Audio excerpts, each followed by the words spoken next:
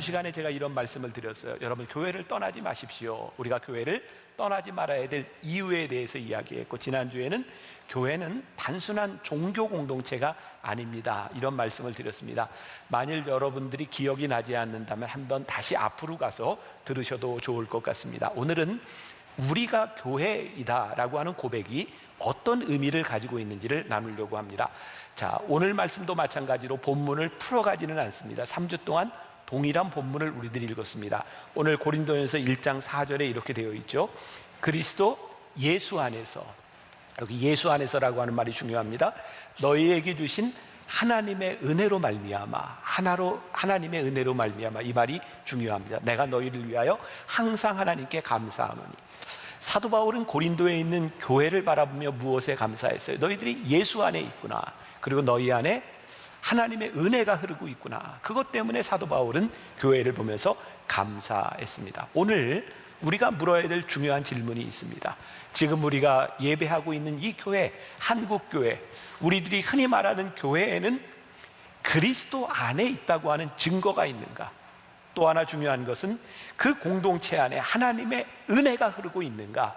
이것이 교회의 표징이기 때문입니다.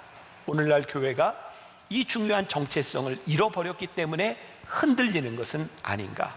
자, 오늘 여러분들이 기억해야 될 것, 또 이게 방송으로 듣는 분들이 있으니까 초반부의 말씀을 듣고 여러분들이 오해하지 않았으면 좋겠습니다. 초반부에 제가 교회에 대한 아픈 이야기들을 할 겁니다. 우리의 모습들을 그대로 드러나게 될 것입니다. 그러나 아픈 이야기를 하는 것이 오늘 말씀의 목적이 아니라 이 가운데서 우리들이 어떻게 소망으로 이끌어 갈 것이냐까지 전개가 될 것이니까 초반부에 여러분들이 너무 마음 아프게 생각하지 말고 들으셨으면 좋을 것 같습니다. 정체성이라고 하는 것은 늘 두 가지가 있습니다. 하나는 내가 생각하는 거죠. 나는 이런 사람이야, 나는 이런 교회야. 분명히 정체성입니다. 또 하나의 정체성은 내가 아닌 다른 사람들이 나를 바라보며, 교회를 바라보며 이야기하는 것이죠. 오늘은 특히 하나님을 믿지 않는 사람들이 교회를 바라보며 어떻게 이야기하고 있는가? 근데 저는 어떤 면에서 내가 생각하고 있는 나의 모습보다 밖에 있는 사람들이 나를 보는 것이 더 정확할 때가 있고, 그것을 우리들이 깊이 새겨야 될 때가 있다고 생각을 하거든요. 요즘 우리들이 흔히 많이 듣는 이야기죠. 세상 사람들, 어떤 사람이 그런 표현을 해서 눈에 핏발선 눈을 가지고 교회를 향해 묻는다는 거예요. 도대체 교회란 뭐하는 집단이냐? 교회를 다니고 있는 너희 교인들은 뭐하는 사람들이냐? 우리들에게 묻고 있어요. 어쩌다 교회가 이런 손가락질, 이런 물음을 듣는 단계까지 오게 되었을까? 우리 한국교회의 지금 현 주소, 아프지만 조금 보려고 합니다. 코로나19로 가장 타격을 많이 받은 종교는? 이라고 하는 설문이 있었습니다. 여기에 보니까 가장 타격을 많이 받은 종교 가운데 82.1%가 어디일까요? 기독교입니다. 이 코로나로 인해서 그 인상이라고 할까요? 신뢰도, 그런 나쁜 영향을 받게 된 종교는 무엇인가? 라고 물었을 때 국민들의 63.3%가 기독교라고 대답을 했고요. 불교와 천주교는 5.3%, 8.1%밖에는 되지 않습니다. 교회는 이번 코로나로 아주 나쁜 그런 인상을 심어준 것이 분명합니다. 자, 이제 신문에 났던 기사를 제가 지금 소개를 여러분들에게 하려고 하는데, 자, 여러분들 가운데 이런 의구심이 드는 분이 있을지 몰라요. 오늘 목사님은 왜 흔히 세상에서 얘기하는, 언론에서 이야기하는 그런 교회에 대한 인상을 이야기하고 있습니까? 교회가 너무 억울하지 않습니까? 사실 오늘 예배하는 우리들 가운데 억울한 측면들이 많이 있죠. 왜? 코로나는 꼭 교회 안에서만 일어나는 것처럼, 교회 집단이 어떤 코로나의 진상인 것처럼 이야기하는 것 참 억울하기도 합니다. 실제적으로 조사를 해보니까 예배를 드리면서 예배 시간 안에 코로나가 전염된 일은 극히 드뭅니다. 그런데 우리는 참 억울하다라고 이야기를 하지만 우리의 억울함의 문제가 아니라 세상이 이 일들을 통해서 우리들에게 뭐라고 이야기하고 있는가를 조금 보려고 합니다. 신문 기사입니다. 또 교회다. 대구 사랑의 교회에서 신종 코로나 바이러스 감염증 집단 감염이 발생한 30일 온라인 커뮤니티에서는 이 정도 되면 기독교에 대한 부정적인 감정이 안 생기는 게 이상할 정도다. 이제는 기독교인이라고 하면 색안경을 끼고 보게 된다는 반응이 쏟아졌다. 또 기사의 일부분을 여러분들에게 소개합니다. 교회발 코로나19 감염 사례가 잇따르면서 기독교에 대한 비난 여론이 거세다. 천주교와 불교는 믿는 사람과 안 믿는 사람으로 나뉘지만 기독교는 믿는 사람과 싫어하는 사람으로 나뉜다는 얘기마저 나온다. 얼마 전에 우리 교회 목사님이 그런 이야기를 했어요. 목사님, 우리 교회에 차량들에 만나교회라고 써 있는데 잠시 저거 좀 가리면 안 될까요? 장례 신방을 가고 병원을 가고 식당을 가고 다니는데 어떤 데 가면 교회라고 하는 이름이 있으면 차를 들어오지 못하게 하는 경우도 있고 식당에서 교인들을 못 들어오게 하는 경우도 있다. 이게 우리들이 익히 들었던 부분입니다. 참 가슴 아픈 일들을 우리들이 당하고 있습니다. 저 개인적인 생각입니다. 지금 한국 교회가 직면한 이 문제의 원인, 이 문제는 무엇일까? 우리는 교회의 영성 회복이라고 하는 말을 참 많이 합니다. 그런데 저는 지금 한국 교회의 문제는 영성에 대한 문제보다 더 중요한 게 있는데 우리들이 상식, 이성에 대한 문제들이 교회에 참 중요하다는 생각을 합니다. 이 말을 오해하지 않았으면 좋겠습니다. 사실 건강한 이성과 상식이라고 하는 것은 우리들의 건강한 영성에서부터 나오는 것이죠. 이 말을 다시 바꿔서 이야기한다면 건강하지 못한 영성은 비상식적이고 비이성적인 일들을 만들어낼 수 있다는 겁니다. 또 우리가 오늘 이 설교를 들으면서 서로 오해하지 않기를 바라는 것은 이 코로나로 인해서 발생했던 많은 교회의 문제들 가운데 그 교회들은 우리의 자식이고 우리의 아픈 손가락이라는 겁니다. 오늘 여기에서 우리는 누구를 비난하고 너는 이렇게 됐고 우리는 괜찮다 이런 이야기를 하려고 하는 것이 아니라 이것이 모두 교회 공동체이니 우리들이 안타까운 마음으로 이것들을 바라보아야 된다는 겁니다. 또 중요한 것, 그러면 세상에서 교회를 이렇게 이야기할 때 우리들이 분명히 알아야 될 것은 교회는 세상의 욕구를 충족해주는 단체가 아닙니다. 그러니까 세상에서 손가락질하고 세상에서 이렇게 원한다고 우리들이 그렇게 따라가는 것이 교회 공동체는 분명히 아닙니다. 그러나 우리가 교회입니다, 우리가 지금 예배드리는 이것이 교회입니다라고 이야기할 때 우리들이 깊이 생각해야 될 것이 있는데 그것은 뭐냐면 하나님이 왜 교회를 세워주셨는가에 대한 부분이에요. 하나님께서 왜 교회를 세우셨어요? 예수님께서 부활 승천하시고 난 이후에 이 세상을 구원하도록 구원의 도구로 우리를 세워주셨습니다. 우리의 질문은 무엇인가요? 과연 이 교회가 복음의 도구로, 말씀을 전하는 도구로 잘 역할을 감당하고 있는가? 교회는 세상의 욕구에 충족되는 것은 아니지만 복음을 전달하기 위해서 우리들이 교회가 도구로서의 역할을 잘 하고 있는가를 분명히 보아야 합니다. 이제 몇 가지 통계를 여러분들에게 보여드리려고 합니다. 이 통계는 목회 데이터 연구소에서 발표한 것입니다. 우리들에게 좀 도움이 될 것 같아요. 코로나19 이후 개신교인 이미지입니다. 자, 사람들이 교회에 대한 이미지, 교인들에 대한 이미지를 할 때 거리를 두고 싶은 32.2%가 나왔습니다. 이율 배반적인 사람이라고 하는 것 역시 30%, 그리고 사기꾼 같은 이미지 29.1%가 나왔습니다. 반면 불교와 천주교에 대한 이미지는 긍정적인 이미지들이 훨씬 많았습니다. 아프고 슬픈 이야기입니다. 근데 이게 우리의 현 주소일 수 있다. 우리나라 종교단체, 이것은 기독교만을 이야기하는 것이 아니라 불교와 천주교를 합친 부분들입니다. 자, 우리 교회 종교단체들, 우리나라의 종교단체들은 제 역할을 제대로 감당하고 있는가? 7%는 2018년도에 국민들에게 조사했던 겁니다. 굉장히 미미합니다. 2020년에 조사했을 때 6%로 조금 더 낮아졌습니다. 종교가 제 역할을 하고 있지 못하다라고 국민들은 생각을 하고 있는 것입니다. 그러면 우리 국민들이 원하는 2020년도에 종교의 역할은 무엇인가라고 했을 때 51%가 뭐예요? 다양한 봉사활동의 주체가 되어야 한다. 그 다음이 사회적 약자를 보호해야 된다. 그 다음이 시민들의 심리적 불안감을 해소해야 된다. 자, 잘 보십시오. 이제 제 얼굴을 보세요. 세상 사람들은 우리 교회에 대해서 영성을 요구하지 않습니다. 하나님을 믿지 않는 사람들이 어떤 영성을 요구하겠습니까? 그들이 요구하는 것은 그들의 입장에서 교회가 어떠했으면 좋겠다라는 것을 요구하고 있는 거죠. 제가 미국에서 논문을 쓸 때 우리말로 번역을 하면 제가 쓴 논문이 이런 거였어요. 우리 21세기 선교를 위해서 예수 믿지 않는 사람들이 교회를 어떻게 생각하는 것을 보아야 한다. 그래야 우리들의 선교 전략을 세울 수 있다는 거였어요. 지금 사람들이 교회를 향해, 종교를 향해 바라보고 있는 이것은 우리의 정체성에 대한 부분이 아니라 사람들이 종교를 바라보며 이랬으면 좋겠다라고 하는 것을 우리들에게 요구하는 것이죠. 그런데 교회는 이 요구에 부응하지 못하고 있다는 거예요. 이것도 일반 종교에 대한 부분입니다. 한국 종교계의, 우리나라 종교계의 문제점은 무엇인가 라고 이야기했을 때 사람들이, 일반 국민들이 뽑은 제일 문제가 뭐예요? 종교계 자체의 부정과 부패다. 자, 이 부분에 대해서 우리 장로님들, 우리 교인들은 할 얘기가 참 많을 겁니다. 아니, 만나 교회처럼, 죄송합니다, 제 입으로 이런 얘기해서 미안한데 정말 이렇게 깨끗한 교회가 어디 있습니까? 우리 교회처럼 평안한 교회가 어디 있습니까? 우리 교회 자체만의 문제가 아니라는 거예요. 그 다음에 또 사람들은 뭐라고 이야기해요? 종교계의 집단 이기주의. 세상은 우리를 바라보며 집단적 이기주의를 보고 있는 거예요. 그 다음 35%가 종교인들의 생활이 바람직하지 못한 경우가 많다. 이건 여러분들의 문제가 아니라 지금 설교하고 있는 목회자, 종교인들의 삶을 바라보며 세상이 굉장히 부정적으로 보고 있다는 거예요.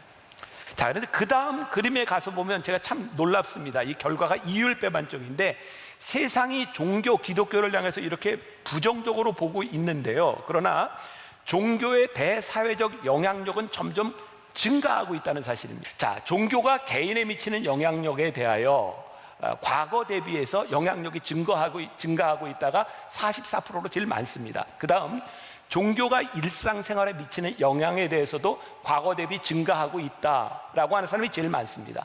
또 종교가 사회에 미치는 영향력에 대해서도 과거 대비 증가하고 있다라고 하는 것이 54%입니다. 부정적이고 긍정적인 의미들을 다 포함하고 있을지 모르지만 종교를 가지고 있지 않은 사람들이 교회와 기독교, 천주교, 불교를 바라보며 영향력은 점점 더 커지고 있다고 보고 있는 거예요. 자, 국민 2명 중 한 사람이요, 힘들고 지킨 현실에서 종교의 역할은 더욱더 중요해지고 있다라고 생각하고 있어요. 52%, 60%.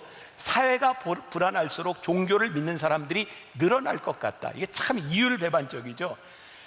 종교에 대하여 부정적인 이미지를 가지고 있으면서도 사람들은 어떻게 생각해요? 이 사회가 힘들수록 오히려 종교의 영향력이 더 커질 것이다. 그러니까 코로나19 이후에 교회가 큰 심각함에 처하게 될 것이다 라고 보는 사람이 있는가 하면 더 많은 사람들은 오히려 이 이후에 교회의 역할이 훨씬 더 중요하게 될 것이다 라고 하는 생각을 가지고 있는 거예요. 국민의 절반 가까운 한 45%의 사람들이 요즘 우리 사회에는 종교교회의 역할이 그 어느 때보다 중요한 시점이다 라고 말을 나가 있어요. 빨간 그래프죠. 근데 저 파란 그래프는 이렇게 이야기를 하고 있어요. 코로나 사태라는 중차대한 시국에 솔직히 종교가 한 역할이 없는 느낌이다가 72%인데 무엇보다도 종교의 역할이 중요한 시점이다라고 생각한 사람이 또 반이나 되는 겁니다. 자, 그러니까 우리들이 이 그림들을 통해서 보아야 될 것이 뭐냐면 사람들이 부정적인 이미지를 가지고 있기 때문에 우리에게 관심이 없다거나 필요 없다고 생각하는 것이 아니라는 거죠. 자, 한국인이 원하는 종교 이미지에 대해서 물었을 때 1위가 뭐예요? 성숙한 인격, 종교인에 대한 이미지, 여러분들이 얘기하는 게 저 같은 사람. 두 번째, 높은 도덕성. 세 번째, 높은 사회봉사율, 기부율을 원하고 있어요. 다시 이야기합니다. 세상 사람들은 지금 여기 설교하는 제가 기도 열심히 하고 영성이 높았으면 좋겠습니다, 이런 거를 요구하지 않습니다. 세상 사람들은 거기에 관심이 없어요. 세상 사람들의 눈에는 여기 설교하는 목사가 어땠으면 좋겠어요? 성숙한 인격을 가지고 높은 도덕성을 가지고 사회를 향하여 뭔가 공헌하는 사람이 되었으면 좋겠습니다 라고 세상은 저를 향해서, 많은 목회자들을 향해서 그렇게 바라고 있는 거죠. 또 이번에 코로나19가 우리로 하여금 이 정치와의 관계를 많이 생각하게 했는데 그 다음 그림에 가서 보면 또 이렇게 물었습니다. 이건 개신교의 목사의 정치 참여에 대한 개신교인의 의견을 물었습니다. 설교 등 공식적인 곳에서 정치적인 발언에 반대한다, 교인들이 73%였고요 일반 국민은 78%였습니다 또 정치나 집회나 활동에 참여하는 것에 대해서 반대한다가 교인들이 81%고 그리고 국민들이 84%를 이야기했습니다. 이걸 보면서 참 놀라운 사실은 일반 국민들의 의식이나 교인들의 의식이나 별반 다르지 않다라는 것이죠. 세상은 교회를 바라보며 교회의 본연의 역할들이 있다라고 믿는데 그들은 우리 교회를 영적인 공동체로 보지 않습니다. 우리는 이 사회 사람들의 시각 가운데 어떻게 영적인 공동체를 이루어 나갈 것이며 이 영적인 공동체가 이 세상에 어떤 영향을 줄 수 있는가를 고민해야 되는 시점에 와 있는 것입니다. 자, 이제 말씀으로 좀 들어가 보겠습니다. 교회는 사회로부터 왜 이런 이미지를 가지게 되었을까요? 저 개인적인 생각입니다. 교회 안에 참 폐쇄적이고 권위적이고 이 세상을 바라보며 굉장히 우월적 영적 교만을 가지고 있는 모습들이 교회 안에 있다. 여러분, 영적인 것과 영적 교만은 다른 것이죠. 우리는 영적이어야 되는데 영적 교만을 가지고 있어서는 안 되는 겁니다. 하나님의 말씀을 히라보로 뭐라고 이야기하냐면 로고스라고 이야기합니다. 많이 들어보셨죠? 로고스. 신령한 영적이다라고 하는 말은 로고스에서 파생이 되었는데 로기코스라고 이야기를 합니다. 이런 건 잊어버려도 좋아요. 로고스, 하나님의 말씀. 자, 이게 어떤 영어의 단어하고 비슷하냐면 로지컬이라고 하는 말이 여기에서 나오죠. 하나님의 말씀은 로지컬합니다. 이성적입니다. 논리적입니다. 여러분, 우리가 착각하지 말아야 될 것이 있는데 하나님의 말씀이 우리 안에 임하고 우리들이 영적인 사람이 된다고 하는 것은 비이성적이거나 비논리적인 사람이 되는 것을 의미하는 것이 아니라 우리들이 영적이 될 때 이 말씀 가운데서 우리들이 얼마나 논리적이고 우리가 얼마나 상식적인 사람이 되느냐입니다. 사실 지금 우리들이 살아가면서 이 사회와의 관계를 보면 우리들의 문제는 영적 지식에 대한 문제가 아니라 이 사회와 소통할 수 있는 상식이 많이 부족하다는 느낌이 제 속엔 많이 듭니다.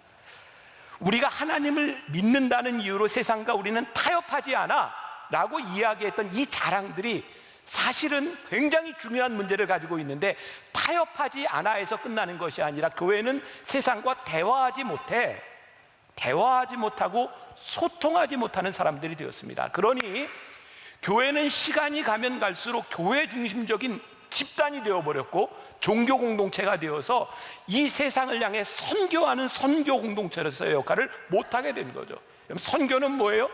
예수 믿지 않는 사람들에게 들어가서 그들과 소통하며 그들과 이야기를 나누며 복음을 전해야 되는데 교회가 이런 소통의 끈을 놓쳐버리게 된 것이죠. 이것은 영적인 문제에서 끝나는 것이 아니라 이 사회와의 대화에 대한 부분인 거죠. 자, 여기에 중요한 부분입니다. 이건 기억하셔야 합니다. 자, 하나님께서 우리들에게 은혜를 주시는데 신학적으로 굉장히 중요한 은혜에 대한 해석이 있습니다. 이건 꼭 알아야 된다 그랬어요. 꼭 알아야 되는 거예요. 은혜에는 두 가지가 있어요. 하나는 일반 은총이 있고 하나는 특별 은총이 있어요. 자, 뭐라고요? 일반 은총과 특별 은총이 있다고. 일반 은총은 뭐냐면 신학적으로 이야기할 때 하나님께서 이 세상을 사랑하사 독생자를 우리들에게 주셨어요. 그러니까 하나님께서 이 땅을 구원하기 위해서 예수님을 보내신 것은 우리 크리스찬들만을 위한 것이 아니라 이 세상을 이처럼 사랑하사 모든 사람에게 하나님의 은혜가 주어져 있는 것. 이것이 뭐예요? 일반 은총이에요. 그런데 이 일반 은총이 어떻게 특별 은총으로 변하냐면 보편적 은총이 내가 주님을 믿습니다. 주님 나를 부르셨습니다. 그 부르심 가운데 나아가게 될 때 그 일반 은총이 나에게 특별 은총으로 다가와요. 그런데 언제부턴가 한국 교회 안에서는 아니 우리 신앙인들 가운데 일반 은총을 잘 이해하려고 하지 않는 거죠. 우리를 부르신 하나님의 특별 은총만을 우리들이 부여잡으면서 세상에 대하여 우리들은 그 하나님의 은혜를 이해하지 않고 세상과 우리들이 타협할 수 없어. 세상은 우리들과 다른 존재야. 우리는 영적으로 우월한 존재야. 이게 초대 기독교 초기의 영적 우월감을 가지고 있었던 이단의 한 종파의 모습입니다. 마치 우리가 괴물처럼 변해가고 있는 거죠. 그런데 우리들이 타협하지 못해라고 하는 이 말 가운데 사실은 우리들이 타협하지 못하는 것이 아니라 이 사회 가운데서 조화를 이루지 못하고 살아가는 거예요. 하나님께서 이 세상을 창조하시고 너희들이 이 땅을 정복하고 다스려라 라고 말씀하셨을 때는 우리의 마음대로 정복하라고 하는 것이 아니라 하나님께서 창조해 준 이 세상을 너희들에게 책임 있게 물려주었으니 너희들이 이 세상을 조화롭게 잘 다스려라 라고 하는 의미를 가지고 있는데 교회가 이거 잃어버린 거예요. 여러분, 아마데우스라고 하는 영화 아시죠? 거기에 나오는 아마데우스가 주인공이 아니라 살리에르라고 하는 사람에게 집중하고 있잖아요. 살리에르는 당시 모차르트 시대에 궁정의 음악을 작곡하는 굉장히 존경받는 인물이었습니다. 그런데 그에게 어느 날 이해할 수 없는 일이 일어나죠. 볼프강 아마데우스 모차르트라고 하는 젊은이가 나타납니다. 얼마나 천재적인지 몰라요. 근데 볼프강 아마데우스 모차르트의 삶이 개차반인 거예요. 하나님을 믿는 사람의 입장에 볼 때 저렇게 딴따라 저런 음악을 하고 저렇게 생활이 저렇게 불합리한 사람에게 하나님 왜 그런 은혜를 주시고 그런 재능을 주셨습니까? 그는 모차르트를 받아들이지 못합니다. 결국 살리에르는 모차르트를 시기하다가 비참하게 죽어버리죠. 하나님을 믿지 않는 사람에게 왜 저런 재능을 주셨습니까? 그런데 여러분들 아십니까? 하나님을 믿지 않는 사람들에게도 일반적인 하나님의 은총이 있다는 사실을. 그러니까 성경에 보니까 하나님은 이 세상의 모든 사람, 선인과 악인들에게 비를 주시고 해를 주시는 분인 거예요. 우리들이 참 받아들이지 못한 것이 그런 거잖아요. 세상에 저 사람들, 예수도 안 믿고 저렇게 살아가는 사람이 왜 우리보다 돈도 더 잘 벌고, 우리보다 인격적으로 더 훌륭하고, 아니 하나님을 믿는 사람보다 왜 저 사람이 더 훌륭해야 돼? 우리는 영적 교만함을 가지고, 영적 우월감을 가지고 세상과 잘 이렇게 타협하지 못하고 살아가는 거죠. 자, 이 부분에 대해서 일과 영성이라는 책을 쓴 팀 켈러 목사님이 아주 멋진 이야기를 냈는데, 여러분들 오해하지 말고 들으시라고. 제가 이 팀 켈러 목사님은 지금 21세기 전 세계의 가장 리더로서, 복음주의 신학자로서 복음주의의 가장 중요한 사람 중에 하나라고 일컬어지는 분입니다. 자, 그 복음주의 신학자였던, 그 목사였던, 뉴욕의 리디머 교회의 목사였던, 맨하탄의 교회를 개척하고 부흥을 시켰던 이 목사님의 일과 영성이라는 책에 나오는 이야기를 조금 읽어드리겠습니다. 예수님을 믿지 않는 이들과 세상을 섬기는 일에 힘을 모을 수 있다면 더할 나위 없이 든든한 발판이 될 것이다. 남들과 함께 어울려 일하는 크리스천들에게서는 겸손과 협력과 진중한 도전이 두루 나타나야 한다. 그리스도 안에서 베풀어 주시는 하나님의 용서를 체험할 뿐만 아니라 일반 은총의 개념을 온전히 깨닫고 받아들인다면 신앙은 다르지만 주님이 쓰시는 이들과 손을 맞잡고 한없이 유익한 일들을 이뤄나갈 수 있을 것이다. 아울러 다른 한편으로는 성경적인 세계관을 바로 세워서 남다른 길을 추구하거나 기독교 신앙이 이를 썩 훌륭하게 해낼 힘과 지침을 준다는 사실을 이웃과 동료들에게 드러내고 알려야 한다. 그러니까 우리들이 복음주의라고 하는 것은 뭐냐면, 하나님이 만드신 이 세상 가운데서 아직 하나님을 알지 못하는 사람들과 우리들이 어떻게 조화롭게 잘 살아갈 것이냐, 그리고 그 조화로운 삶 가운데서 하나님을 믿는 우리들이 얼마나 훌륭하게 하나님의 사람으로서의 인격과 신앙을 가지고 살아가느냐에 대한 감동을 줄 수 있는 사람이 될 때 크리스찬으로서의 올바른 삶의 모습이 있는 것이죠. 근데 우리들 이거 잃어버린 겁니다. 자, 이제 우리가 교회입니다 라고 하는 이 말 가운데서 우리들이 진지하게, 우리 지금 이 시간 가운데 우리들이 부흥을 갈망하며 우리들이 어떤 태도로 우리들의 신앙생활을 해야 될까? 부끄러운 일이지만 한국 교회의 현주소 부끄럽습니다. 이 시대에 크리스찬으로 살아가는 것이 쉽지 않습니다. 그런데 이 부끄러움은 기억하십시오. 본질적인 우리 교회의 모습이 아닌 거예요. 복음의 모습이 아닌 거예요. 이 본질과 이 본질적인 교회의 모습을 왜곡한 우리 시대의 자화상이고 우리들이 신앙을 잃어버린 우리의 모습 가운데서 드러나는 부끄러움이죠. 제가 몇 주 동안 기록문화연구소라고 하는 곳에 나온 이야기를 여러분들에게 소개해드리고 있습니다. 지금은 세상을 떠난 영국의 마틴 로이드 존스 목사님, 그분이 20세기의 영적 지성으로 불리우는 분이죠. 그분이 이런 이야기를 했습니다. 지금 이 시대에 주어지는 메시지가 있다면 지금은 노래할 때가 아니라 물어야 할 때다. 마틴 로이드 존스 목사님의 글을 제가 그대로 조금 인용해 보겠습니다. 부흥은 되살리는 것입니다. 무언가 되살아났다고 말할 때 거기에는 생명을 가진 무언가가 이미 있었다는 뜻이 담겨 있습니다. 그런데 그 생명이 쇠약해지고 시들기 시작하다가 거의 꺼지기 직전에 이릅니다. 교회의 역사는 오르막길과 내리막길이 있는 역사입니다. 내리막길에 있을 때 교회의 생명과 활력의 표시가 거의 나타나지 않습니다. 그런 때의 사람들은 이젠 죽었어, 끝났어 라고 말합니다. 지금 우리가 살고 있는 이 시기의 사람들은 우리를 보며 이젠 끝났어 라고 말하지 않습니까? 그러나 아직 끝나지 않았습니다. 교회의 역사에 내리막길만 있는 것이 아닙니다. 끝났다고 여겨지는 그때 부흥의 불꽃을 발견하게 됩니다. 그것은 인간의 이해를 뛰어넘습니다. 전적으로 하나님의 역사입니다. 부흥이 일어나면 교회는 다시 오르막길로 올라갑니다. 이것이 교회사를 통해 본 교회의 역사입니다. 부흥은 그 생명을 일깨우고 자극해서 다시 밖으로 끌어내는 일을 의미합니다. 부흥은 교회의 삶에 비상한 은총과 활력이 다시 나타나는 것입니다. 부흥이란 신자들의 생명이 회복되는 것입니다. 죽어가는 무기력한 교회가 깨어나며 활기를 되찾고 생명의 기운이 솟아나는 것입니다.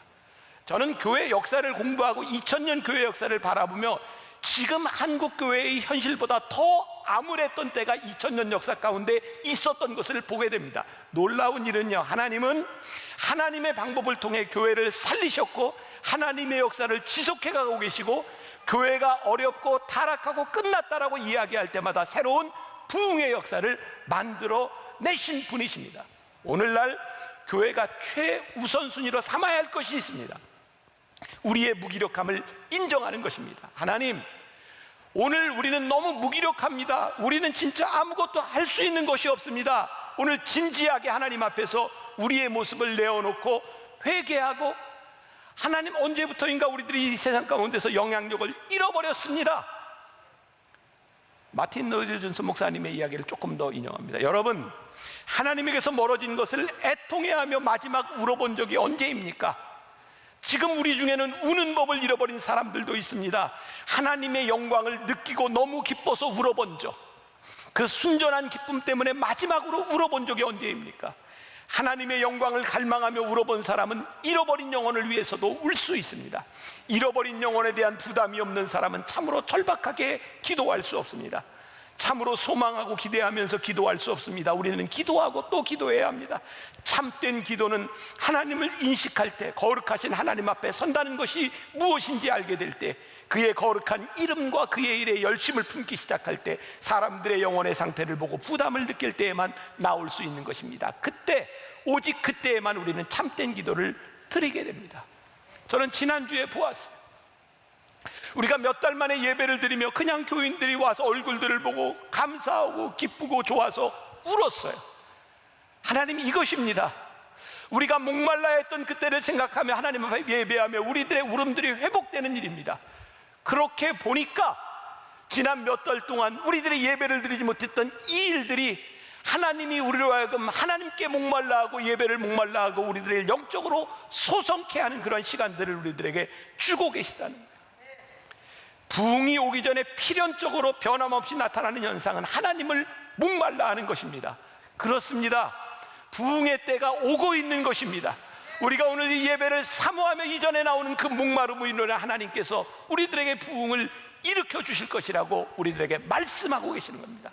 목마름, 살아계신 하나님을 아는 지식에 대한 타는 듯한 목마름을 느끼며 그의 행하심과 나타나심과 일어나는 원수를 흩으시는 능력을 보고자 하는 불타는 소원을 느낍니다. 오늘 말씀의 제목을 우리는 교회입니다라고 했어요. We are church라고 하는, 우리는 교회입니다라고 하는 운동이 미국에서 일어났어요. 프레이스 첸이라고 하는 목사님은 아주 젊은 나이에 코너스톤 교회라고 하는 교회를 개척하고 수년 안에 5,000명이 넘는 굉장히 영향력 있는 설교자로서 유명한 목사님이 되었습니다. 그런데 그분이 어느 날 갑자기 다 모든 것을 내려놓고 선교사로 나갔습니다. 그리고 그분이 돌아와서 We are church, 우리가 교회입니다 라고 하는 운동을 벌이기 시작했어요. 계기가 있었습니다. 이분의 교회가 막 부흥하고 사람들이 세례를 받고 이제 침례를 주는 교회였는데, 어떤 갱단 출신의 한 청년이 침례를 받았답니다. 그런데 열심히 다니던 그 교회를 어느 날 이 침례를 받은 청년이 떠나갔어요. 친구가 묻습니다. 너 왜 교회를 떠나갔니? 너 왜 코너스톤 교회 나오지 않니? 그 아이가 이렇게 말을 합니다. 전 교회를 이해하지 못했어요. 침례를 받았을 때 저는 이제 본 경기에 출전할 수 있을 것이라고 생각했습니다. 매일 24시간 동안 일주일 내내 교회가 나의 가족이 되어줄 것이라고 여겼던 것입니다. 그런데 교회는 침례로 끝나버렸습니다. 나를 아무도 돌봐주지 않았습니다. 깽단보다도 못했습니다. 깽단은 끝까지 우리를 책임져 주는데 교회는 우리를 책임져 주지 못했습니다. 교회가 무엇을 해야 되는가? 교회는 우리들에게 무엇인가? 그리고 프랜시스 첸 목사님은 우리가 교회이다, 우리가 어떻게 살아야 되는가, 교회로 어떻게 살아야 되는가에 대한 생각을 가지고 We Are Church 운동을 벌이기 시작했습니다. 조금 읽어드립니다. 코로나 바이러스 사태와 그로 인해 불거진 교회의 부정적인 모습들을 통해 사람들은 교회란 무엇인가에 대한 진지하게 고민을 하게 되었다.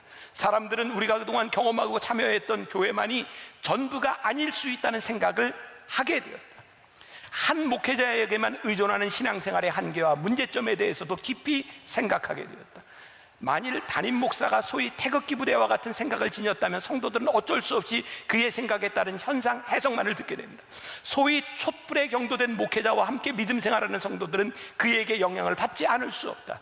지금은 현명한 신앙인들의 삶, 성도들이 분별하고 내가 교회라고 하는 것을 분명히 인식하고 살아야 될 때가 되었습니다. 우리가 깨달아야 될 것이 있습니다. 우리들 자신이 교회라는 겁니다. 그동안 교회에 오지만 교회로 살지 못하고 변하지 못하고 하나님이 주신 은사도 활용하지 못했던 죽은 교회에서 이제는 살아있는 교회, 우리가 교회다라고 선포할 때가 온 것입니다. 우리가 슬퍼하는 것은 이 죽은 교회를 바라보며 슬퍼하시는 주님 때문입니다. 썩어서 냄새가 나는 교회를 향해 코를 막고 찌푸린 표정으로 교회를 바라보는 사람들을 보며 아픈 마음이 들기 때문입니다. 우리가 교회다라고 선언하는 순간 우리들 한 사람 한 사람이 교회로서 살아가는 놀라운 일이 일어나지 않겠습니까? 지금 교회에 대한 비난에 대해 누구를 향해 손가락질하거나 책임을 돌리는 일이 있어서는 안 됩니다. 요즘 목사님들을 만나면 종종 이런 이야기를 합니다. 세상을 향해 우리가 더 이상 변명할 필요가 없습니다. 아니, 세상은 우리의 변명에 대하여 아무런 관심도 두지 않습니다. 중요한 것은 다시 이 교회로 세상의 관심을 끌어모으기 위해 느리지만 차근차근 우리가 교회임을 선포해야 합니다. 누군가 이런 이야기를 합니다. 지금 일어나는 이 현실이 하나님의 작품이었으면 좋겠습니다. 우리가 흔히 노이즈 마케팅이라는 말을 합니다. 지금처럼 확실하게 분명하게 교회에 대한 노이즈 마케팅이 이루어진 적이 없습니다.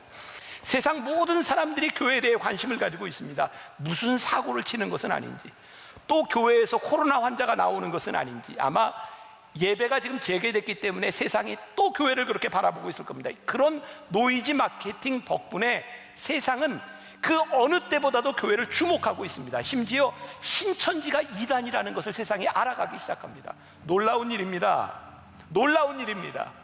지금처럼 하나님을 믿지 않는 사람들이 교회에 관심을 두었던 때가 없습니다. 부정적인 관심입니다. 교회에서 무슨 사고를 칠지. 그런데요, 이 관심이 노이즈 마케팅, 하나님의 작품이었으면 좋겠습니다. 이제 교회가 어떤 존재인지, 교회의 본질이 무엇인지를 우리들이 이 세상을 향해 이야기할 수 있는 때가 되었습니다. 그래서 지금은 우리들이 울 때이고 자중할 때이고 조용히 기다려야 될 때이고 부흥을 갈망하며 기도하고 하나님을 목말라 할 때입니다. 우리가 교회가 되어서 고린도전서 1장 9절 말씀 지난주에 읽어드렸죠. 메시지 성경으로 다시 한번 읽어드립니다. 여러분을 이끌어 이 영적 모험을 하게 하신 하나님께서 자기 아들이시며 우리 주님이신 예수의 생명을 우리와 함께 나누고 계십니다. 하나님께서 여러분들을 결코 포기하지 않으실 것입니다. 그 점을 절대 잊지 마십시오. 하나님께서 우리를 절대로 포기하지 않을 것이니, 하나님께서 이 교회를 모으신 것이 하나님께서 우리를 통하여 하나님의 역사를 이루시기 위하여 은혜의 공동체로 우리를 부르신 것이니 절대로 포기하지 말고 우리가 교회임을 우리들이 믿으며 지금은 울며 기도하며 목마름으로 하나님을 바라봐야 될 때임을 우리들이 알아야 합니다.